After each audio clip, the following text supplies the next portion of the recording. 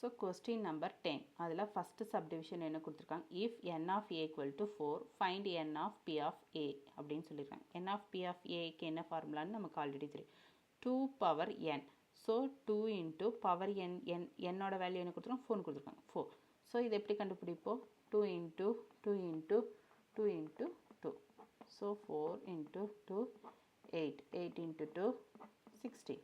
So 16 இதுதான் நம்மளோட final answer.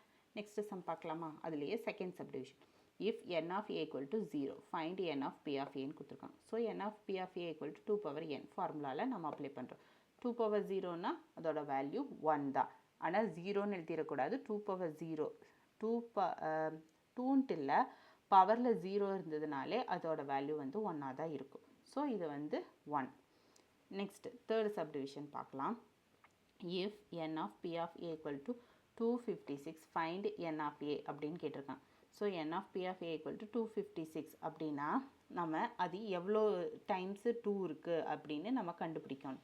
ஓகேங்களா, அப்போ 256 எல்சிஎம் எடுத்தால் எவ்வளோ டைம் வருது, 1 2 3 4 5 6 7 8 டைம் வருது. ஸோ 2 பவர் 8 தான் வந்து 256. So n of A equal to 8. So இங்கே n of B of A கொடுத்துட்டு n ஆஃப் ஏ ரிவர்ஸில் கேட்டிருக்காங்க. இதே ப்ரீவியஸ் சம்மில் n ஆஃப் ஏ கொடுத்துட்டு இந்த வேல்யூ கேட்டாங்க, இதை அப்படியே ரிவர்ஸாக கேட்டிருக்காங்க. இந்த வேல்யூ கொடுத்துட்டு இந்த வேல்யூ கேட்டிருக்காங்க. So n of A equal to 8. இதுதான் நம்மளோட ஃபைனல் ஆன்சர்.